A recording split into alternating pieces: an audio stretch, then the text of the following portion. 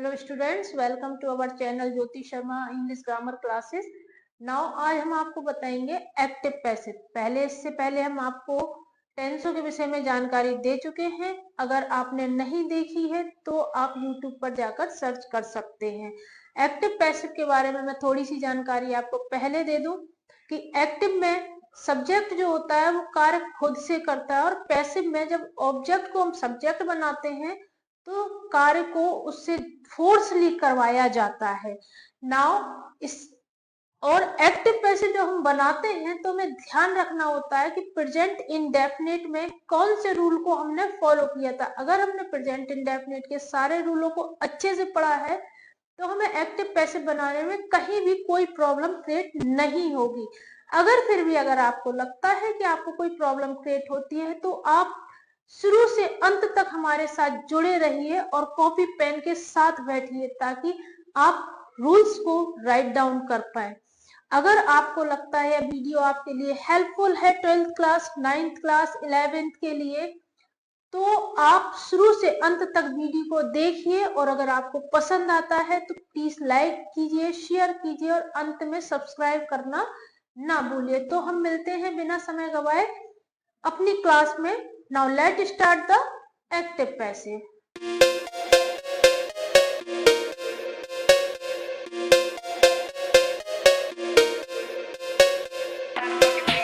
Let's start present indefinite.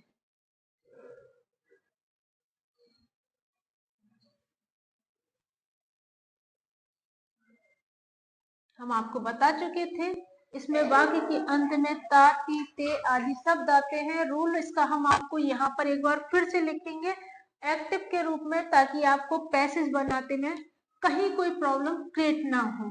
तो इसका positive जो रूल होता है,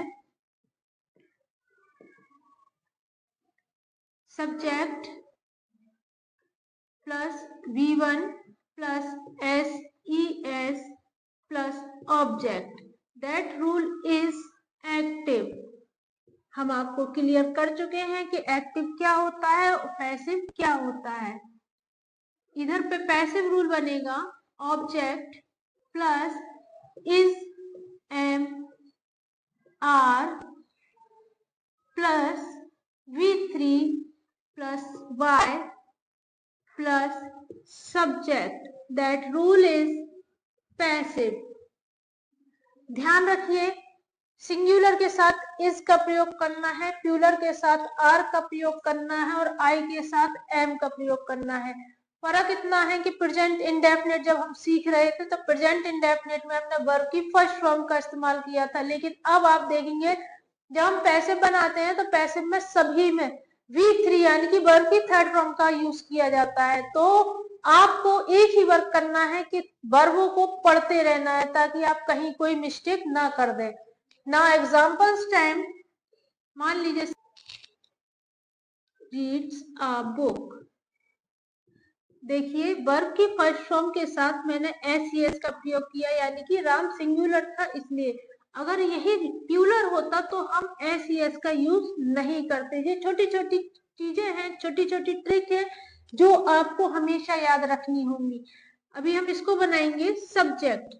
बुक, बुक सिंगुलर है इसलिए इज, रीड की third form read, read, red, read by Ram. Okay, now next is negative.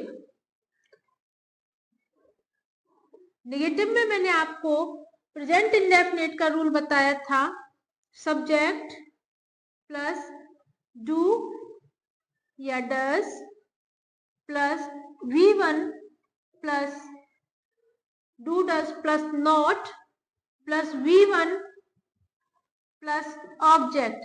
ध्यान रखिए मैं आपको पहले क्लियर कर चुकी हूँ प्रेजेंट इंडेफिनिट बताते में कि डू का यूज कहाँ करना है हमें और डज का यूज कहाँ करना है। फिर भी मैं आपको बता देती हूँ एक बार फिर से।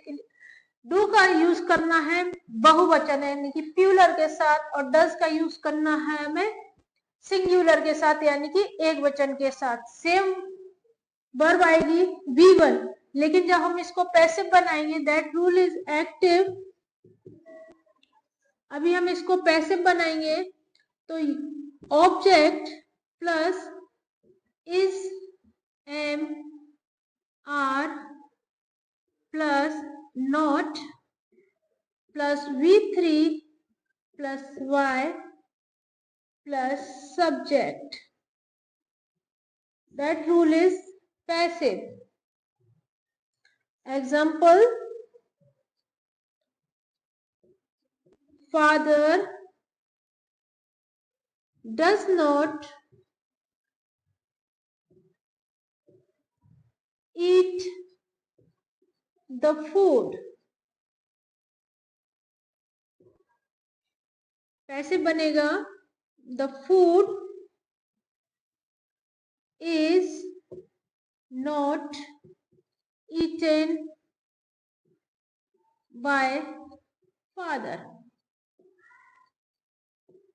ध्यान देने वाली बात है कि वर्ब जब हम बनाते हैं, वर्ब में कुछ वर्ब्स ऐसी होती हैं जो सिमिलर होती हैं. अगर आप हमारे यूट्यूब चैनल पर सर्च करेंगे तो कुछ वर्ब्स मैंने आपको क्लियर की थी और मैंने बताया भी था कि कुछ सिमिलर प्रोनाउंसिएशन के साथ वर्ब्स आती हैं, लेकिन उनके मायने अलग अलग होते हैं, अलग अलग उनको डिफाइन किया जाता है. इसी तरीके से जब आप वर्ब पढ़ रहे होंगे तो आपको समझ में आएगा कि सिमिलर वर्ड होती है, लेकिन जब हमको टेंसों के रूप में लेते हैं तो वो बिल्कुल डिफरेंस काम करती हैं. Now next is interrogative.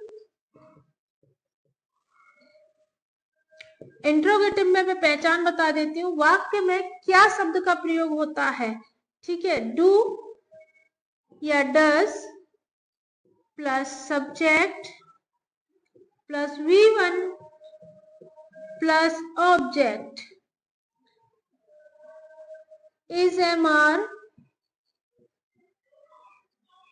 Plus object plus V3 plus Y plus subject. मान लीजिए example, do they play the cricket.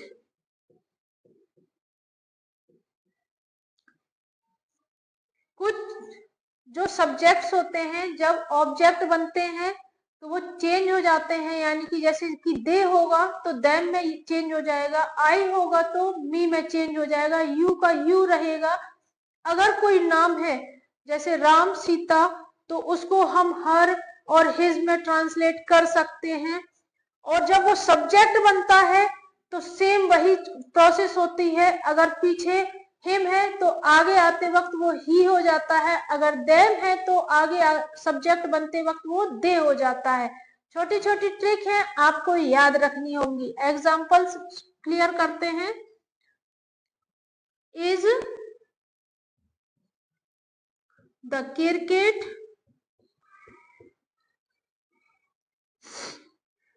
Played by them.